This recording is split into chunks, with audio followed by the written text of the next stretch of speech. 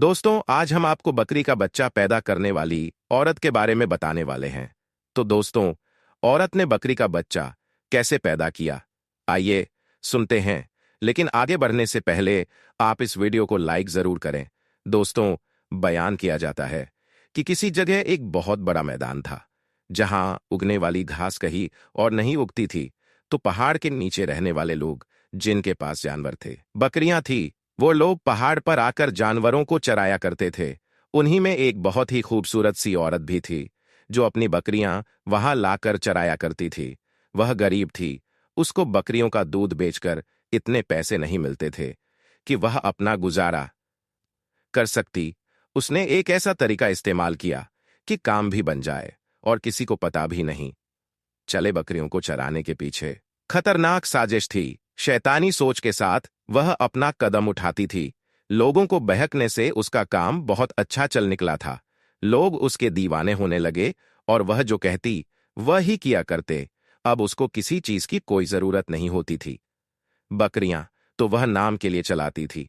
उस घास की वजह से उस जगह की अहमियत बहुत बढ़ गई थी। वहां अमीर लोग भी अपने जानवर लेकर आते। वह उस वादी में आने वाले पैसे वाले लोगों को अपने घर बुलाती और दूध बेचने के बजाय उनके साथ गुनाह करके अपनी जिंदगी गुजारने लगी थी। खूबसूरत थी तो हर कोई आसानी से जाल में फंस भी जाया करता। उसे यह बात नहीं पता थी कि उस वादी में एक अल्लाह वाले भी अपनी इबादत किया करते हैं, क्योंकि आप एक दरख्त के पीछे छुपकर वो आने वाले उनकी दुआएं जरूर लेते, क्योंकि असल में देखा जाता तो उन्हीं की बरकत से वह घास इतनी नायाब और कीमती थी कि जिसको खाकर जानवर बेतहाशा दूध दिया करते। और यह बात वह नहीं जानती थी। यह रमजान का प्यारा सा महीना था। जो मुसलमान थे वह रोजे रखकर अपने सारे काम किया करते। जिनको अल्लाह वाले की खिदमत करनी होती वह उनके लिए खाने भी लेकर आते। उनमें एक लड़का भी था जो अल्लाह के लिए खास तौर पर सहरी और इफ्तारी बनाकर लाता। वह बहुत खूबसूरत लड़का था, लेकिन कभी उस औरत की बातों में नहीं आया, बल्कि वह नेक कामों में लगा रहता था। अल्लाह वाले उसे कुरान भी पढ़ाते। एक दिन उस लड़के को हंसाने के लिए वो खूबसूरत औरत अपनी बकरियों समेत ऊपर पहाड़ तक आ गई। लेकिन देखा तो चौंक गई कि एक बुजुर्ग किसी दरख्त के नीचे बैठे हैं और वो लड़का उनके लिए रात के वक्त खाना लेकर आया है। दरअसल वह सहरी का खाना था। वह अयाश औरत यह बात जानती ही नहीं थी। उसको मालूम ही नहीं था कि रमजान का महीना है, गुनाह से फुर्सत मिलती तब पता चलता। वह समझ रही थी कि ऊपर पहाड़ पर उस अकेले लड़के को पाकर मैं अपनी खूबसूरती का जाल फेंकूंगी तो वह मेरे साथ आसानी से वह काम करेगा जो मैं चाहती हूं। लेकिन एक रोशन चेहरे वाले बुजुर्ग को देखकर उस पर हैबत तारी हो गई। खौफ तो आया था दिल में, लेकिन गुनाह को छोड़ने वाली नहीं थी। अब गांव के मर्द उसे पीछे हटाने लगे, ये कह करके रमजान का महीना है, हमें अदब एहतराम तो करना चाहिए। जब अल्लाह वाले नहीं थे, लड़की अपने साथ काम करती रहती थी, लेकिन अल्लाह वाले की बातों में आकर लोग उनसे डरने लगे थे और उससे कहने लगे थे कि हम यह काम नहीं करेंगे। उसने उनसे पूछना चाहा कि तुम लोग उनसे इतना क्यों खौफ खाते हो, लेकिन किसी ने उसके सवाल का जवाब नहीं दिया। वह सोचने लगी, मैं खुद ही पता लगाऊंगी कि यह बूढ़ा ऐसा क्या काम करता है, कौन सा जादू चलाता है कि लोग इसके होते हुए मेरी खूबसूरती नहीं देखते, वरना ये ही वो लोग थे जो मेरे आशिक थे। इस बात से वो चिढ़ने लगी थी कि मैं इस जगह आती हूं, यह बूढ़ा इंसान यहां पर बैठा रहता है, लोग इसको आकर खाना भी खिलाते हैं, इफ्तार भी कराते हैं, इफ्तार भी कराते हैं, सहरी में भी इसके पास बैठकर मुझे तो ऐसी कोई बात नजर नहीं आती कि जिससे मैं भी इस बुढ़े के पास आकर बैठूं। लेकिन एक बार वह अल्लाह वाले के पास आई और कहा कि तुम यहां बैठकर क्या करते रहते हो।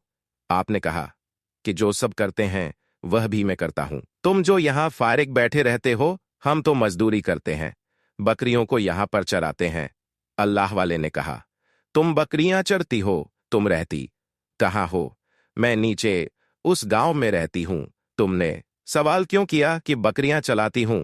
मुझे तो यहां का हर शख्स जानता है। अल्लाह वाले ने कहा, बेटी तुम्हें जो भी जानता होगा, लेकिन मैंने तुम्हें आज तक नहीं देखा। उसने कहा, लेकिन मुझे तुम्हारा यहां बैठना बिल्कुल पसंद नहीं है। अल्लाह वाले बोले, अल्लाह की जमीन है, जहां दिल चाहे बैठकर मैं इबादत कर सकता हूं। वह औरत ऐसी बातें कर रही थी कि कोई और इंसान होता तो उसे गुस्सा आ जाता, लेकिन आप सब्रो तहम्मुल से उसकी बात सुनते रहे। जब बहुत देर तक वह बद करती रही और आपने कोई जवाब नहीं दिया, तो वह वहां से थक हार कर चली गई। लेकिन उस अल्लाह वाले से नफरत हो गई थी।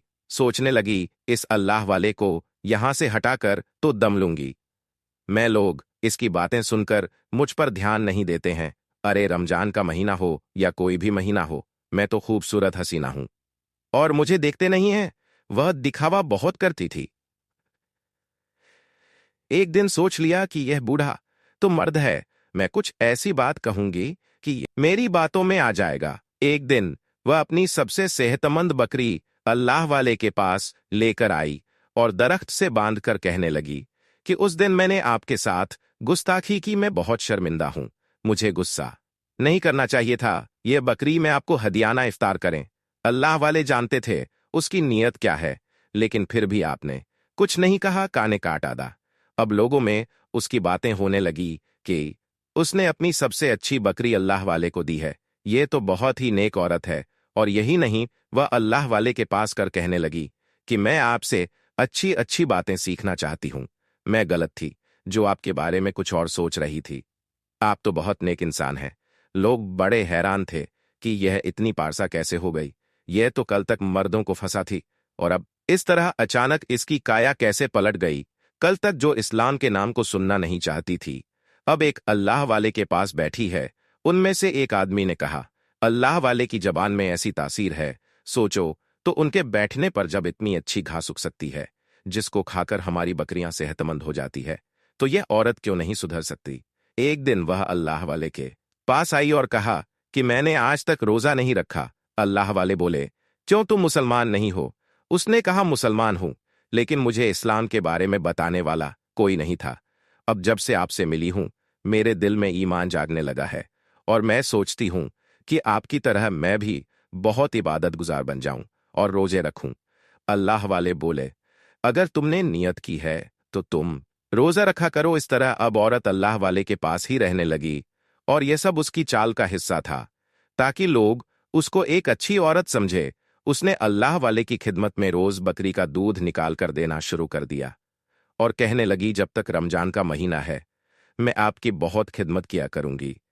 अल्लाह वाले समझ रहे थे उसकी बात, लेकिन आप अब भी कुछ नीचे गांव में रहने वाले मर्द उस औरत को अल्लाह वाले के पास देखकर अब बहुत अजीब सा महसूस करने लगे कि अल्लाह वाले इसको मना क्यों नहीं करते हैं। एक दिन गांव का जमींदार अल्लाह वाले के पास आया और आपसे कहने लगा और कहा, आप इतने बड़े बुजुर्ग होकर एक औरत को अपने पास क्यों बिठा कर रखते हैं? इसे मना करें कि आपके पास इस तरह ना बैठे। हाँ ठीक है, क्या आपसे इस्लाम की बातें सीती है, कुरान पढ़ती है, लेकिन हर वक्त आपके पास बैठे रहने का क्या मतलब है?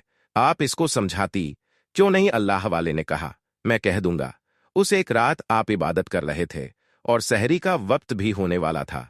उस वक्त वह आपके पास चली आई और कहा कि मैं आपके साथ सहरी करने आई हूं। अल्लाह वाले कहने लगे, इस वक्त तुम्हारा यहां आना मुनासिब नहीं है। लोग इस बात पर तराज करते हैं। वह कहने लगी, मुझे परवाह नहीं लोगों की, मैं तो बस आपका ख्याल रखना चाहती हूं ताकि मुझे दुआ मिले। इस तरह तुम्हारा मेरे साथ बैठना ठीक नहीं। क्यों? क्या आपको अपने आप पर शक है? मुझ पर शक नहीं है, लेकिन यह इस्लामी उसूलों के खिलाफ है। एक ना महरम गैर औरत का इस तरह अकेले में किसी मर्द से मिलना, वो भी रात के वक्त, और पर जबकि यहां कोई तीसरा नहीं, बिल्कुल भी मुनासिब नहीं। लेकिन मैं आपके साथ सहरी करने आई हूं। आप ही ने तो कहा है कि सहरी में बरकत है, सहरी में बरकत है, अच्छा काम है यह, लेकिन मेरे साथ यह काम ना करो तो बेहतर है। आप उसको मना करते रहे, लेकिन उसने आपकी एक बात नहीं सुनी। आप खामोश हो गए। उसने बकरी का दूध निकाला, एक प्याला आपको दिया, एक प्याला खुद पीने लगी। उसके बाद जो खाने का सामान लाई थी वह भी आपको दिया। अब क्योंकि वक्त ऐसा था तो आप उसको झड़ भी नहीं सकते थे। आपने ने चुपचाप सहरी खा ली। उसके बाद आप नमाज के लिए खड़े हो गए तो वो वहां से निकल रही। अल्लाह वाले नमाज पढ़ते रहे।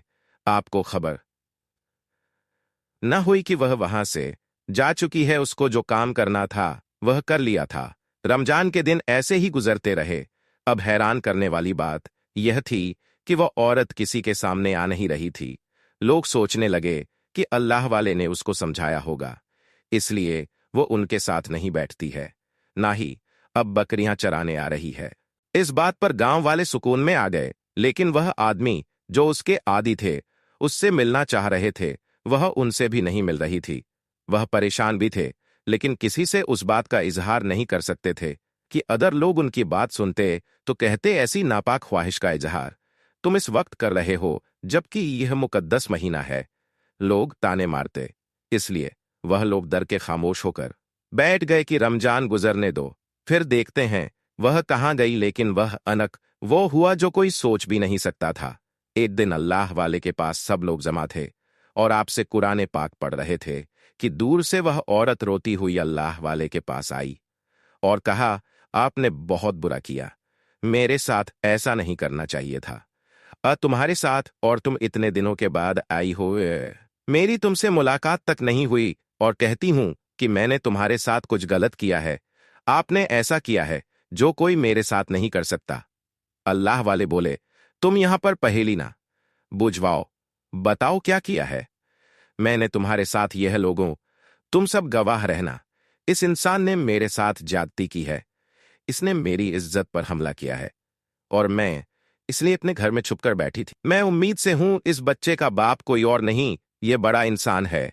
आप सब अल्लाह वाले को देखने लगे कि अजीब सी बात कह दी है इसने, हम तो इनकी इतनी इज्जत करते हैं, इन्होंने ऐसी हरकत की है, वह भी इस औरत के साथ। अगर यह औरत बोल रही है तो झूठ क्यों बोलेगी। अल्लाह वाले भी उसके इल्जाम पर बहुत देर तक उसे देखते रहे, फिर कहा, तुम्हारे पास क्या सबूत है कि यह बच्चा मेरा है और मैंने तुम्हारे साथ नाजायज काम किया है।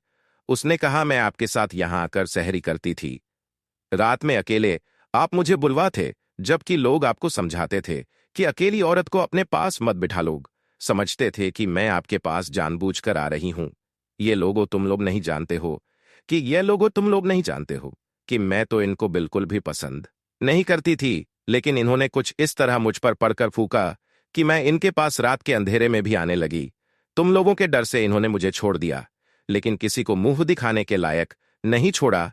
इस आदमी ने शराफत दिखाकर मेरे साथ ऐसा काम किया है कि मैं तो इससे कुरान पढ़ने आती थी और इसने मुझे ही ये कह वो रोने लगी। वो सब लोग कुछ देर पहले जो बड़ा नाम ले रहे थे, अल्लाह वाले का, अल्लाह वाले की खिदमत कर रहे थे, उन लोगों ने कहा, इस बूढ़े को यहां से फौरन निकालो, ये तो यहां पर बुराई फैला रहा है। यह वही लोग थे जो उस औरत के जाल में फंसे हुए थे और उससे छुपकर बैठने पर उसे याद कर रहे थे, उससे बदका करने वाले थे।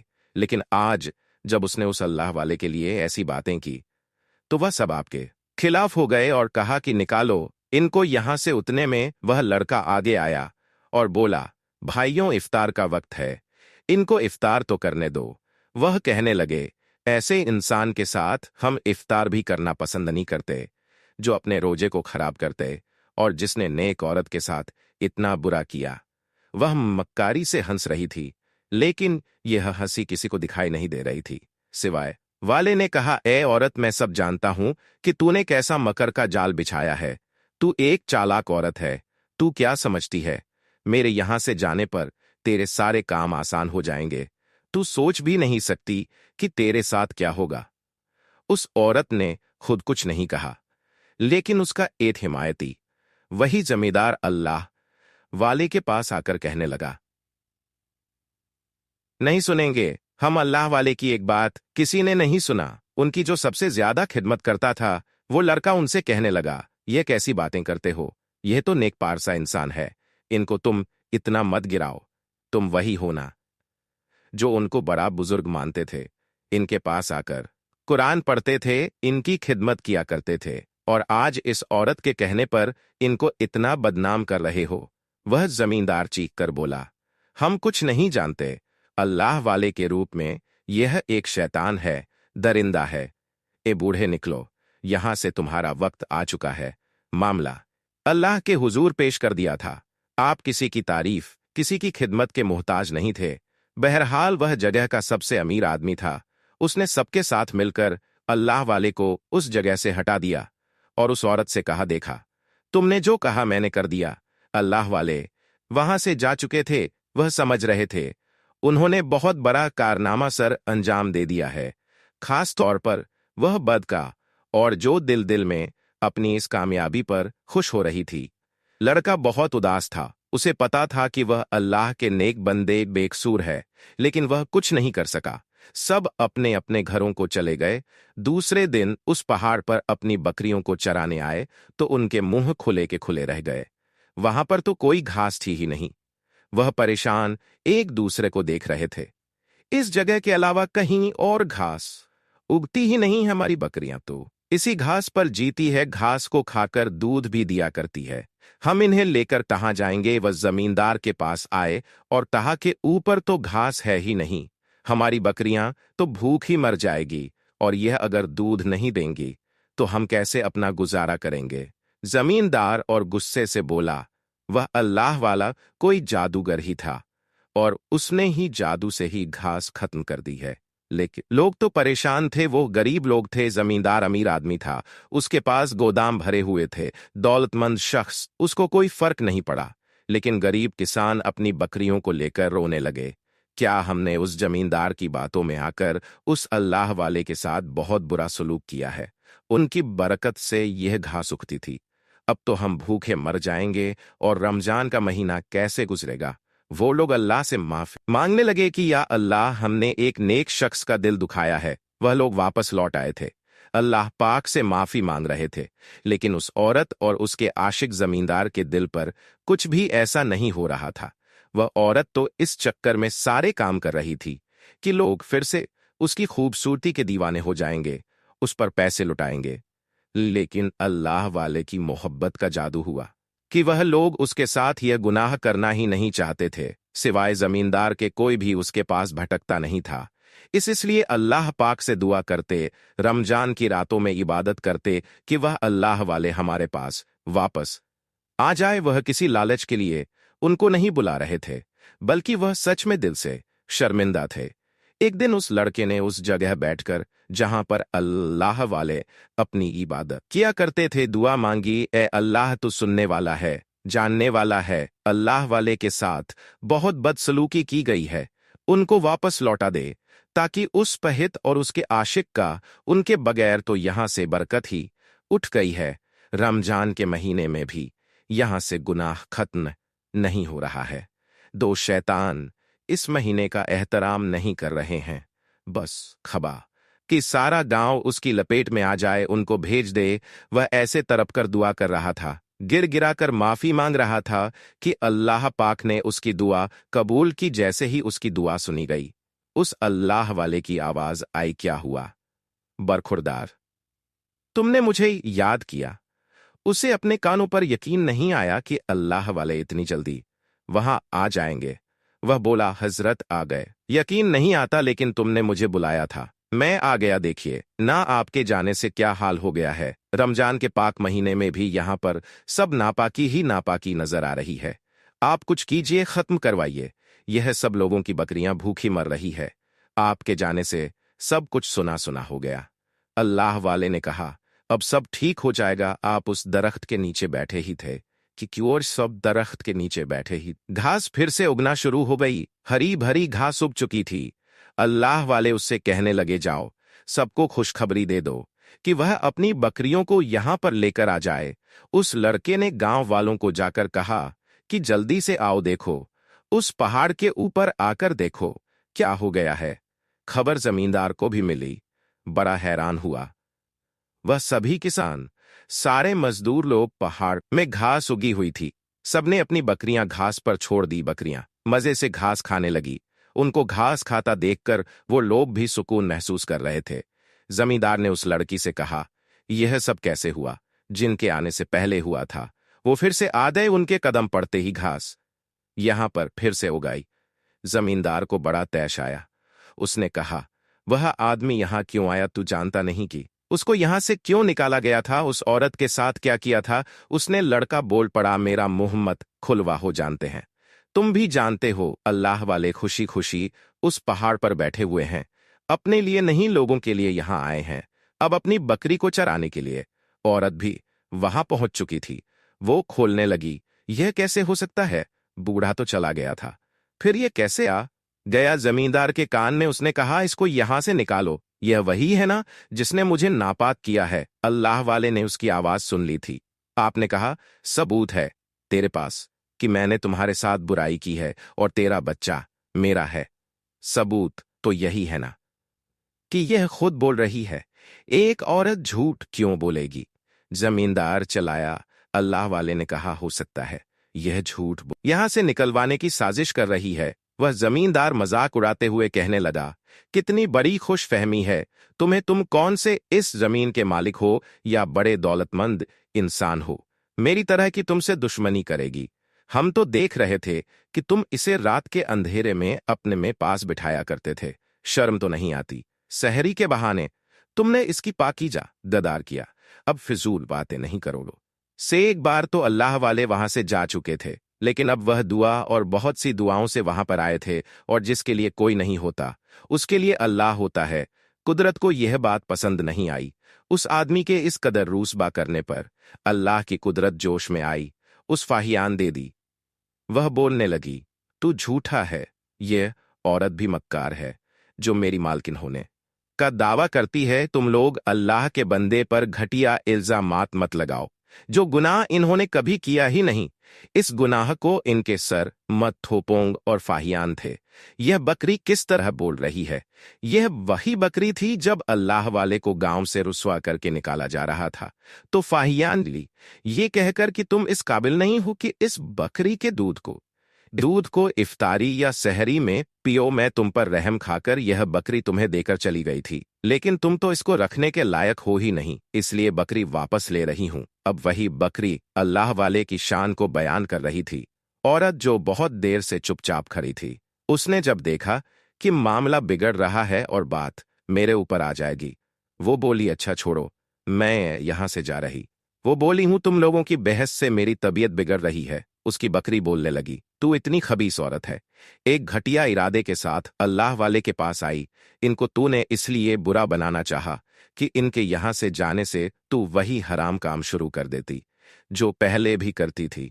यहां के रहने वाले लोग इनकी बातों में आकर तौबा कर रहे थे, जो तेरे साथ करते थे अब नहीं कर रहे थे, और तू नहीं चाह रही थी कि कोई भी तौबा करे। तेरे ग्राहक खत्म होने लगे, तेरा कारोबार ठप हो रहा था इस अल्लाह वाले की वजह से, इसलिए तू इतना बड़ा जाल बुनती रही और अपने इस जाल को फेंकने में कामयाब भी हो गई। पर अल्लाह सबसे बड़ा है। इस जाल में बस वही फंसा जो तेरे जैसा शैतान था, यानी यह जमींदार।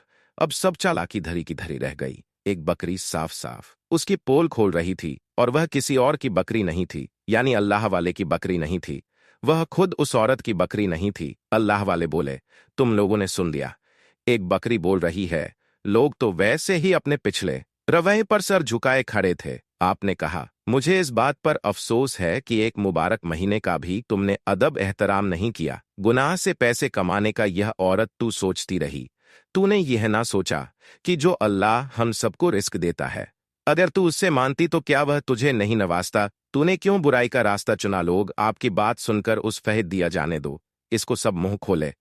आपकी बात सुन रहे थे कि इसको सजा क्यों नहीं दी गई, जबकि आप सब सामने हैं। पर आपके आगे क्या बोलफाहियां दो, मैं कैसे इस बूढ़े को फंसा हूं?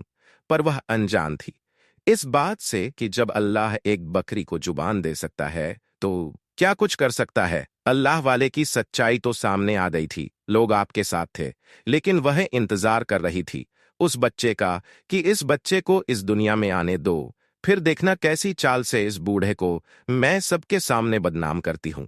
अब जब वक्त आया बच्चे की पैदाइश का, तो उसी रात फहद के यहां एक बच्चे ने जन्म लिया, और उसकी चीखें गांव के हर शख्स ने। वह इंसानी बच्चा नहीं था, बल्कि वह एक बकरी का बच्चा था। यह नामुमकिन था जो दिख गया, सारा घमंड चूर चूर हो गया। वह जो समझ रही थी इस बच्चे के दुनिया में आने से वह अल्लाह वाले को फिर से वह जगह से हटवाएगी, लेकिन ऐसा ना हुआ। जमींदार और गांव वालों तक यह चौंका देने वाली खबर पहुंच चुकी थी कि उसने बकरी के बच्चे को रो रही थी कि बुलवा दो उन अल्लाह वाले को। अल्लाह वाले के पास लोग आए, आप तस्बीह पढ़ रहे थे। आपसे लोगों ने कहा, चलिए देखिए क्या हो गया है। उसका हाल? अल्लाह वाले बोले, सब जानता हूं मैं, चलो उसके पास चलते हैं। आपके सा वो लोग उस औरत के घर तक आए। औरत शर्म से खुद को जमीन में गड़ता हुआ महसूस कर रही थी। अल्लाह वाले ने कहा, खुद पर गुरूर करने वाले का अंजाम यही होता है। तुम समझ नहीं रही थी कि तुम सब कुछ कर सकती हो? क्या तुम नहीं जानती, एक रब जब एक बकरी को बोलने की ताकत दे सकता है, तो क्या वह एक इंसान से बकरी का बच्चा पैदा नहीं करवा सकता? तुम मुझे यहां से निकलवाना चाहती थी, फिर से निकलवाना चाहती थी। सुन ले, मेरे यहां से जाने से मुझे नुकसान नहीं होता, लेकिन इन सब गांव वालों को, इन किसानों को, इन मजदूरों को नुकसान हो रहा था, और मैं सबके फायदे के लिए यहां आया हूं। मैं नहीं चाहता था कि यह भूखे पेट रहे या इनकी बकरियां बगैर घास के मरती रहे। उसने हाथ जोड़ दिए और कहा कि मुझे माफ कर दे। मैं जानती हूं मैंने बहुत बड़ा गुनाह किया है। गुनाह आपके खिलाफ क्या? कुछ साजिश नहीं कि आपकी वजह से मेरे काम का बेड़ा गर्क हो गया। खा इसलिए मैंने नई नई चालें चली, लेकिन मेरी चाल तो मेरे मुंह पर ही पड़ गई। ऐ लोगों, मैं तुम सबसे कहती हूं कि मेरे इस गुनाह में बराबर का शरीक यह जमींदार है। यह बच्चा इसका ही था, लेकिन देखो, अल्लाह पाक ने एक इंसान से बकरी के बच्चे को पैदा कर दिया। मेरे तकब्बल में मिलाने के लिए ऐसा हुआ है। मुझे माफ कर दें अल्लाह वाले। आप मेरी हिदायत, मेरे सुधरने के लिए दुआ करें। अल्लाह वाले ने उसके लिए दुआ की और फिर दोबारा अपनी जगह पर आकर बैठ गए। आपका मकसद वहां के लोगों को फैज और बरकत पहुंचाने थी। वह बकरी हमेशा आपके साथ रही, जिसने गवाही दी थी। तो दोस्तों, आज की वीडियो में इतना ही। इस वीडियो को लाइक जरूर करें। शुक्रिया।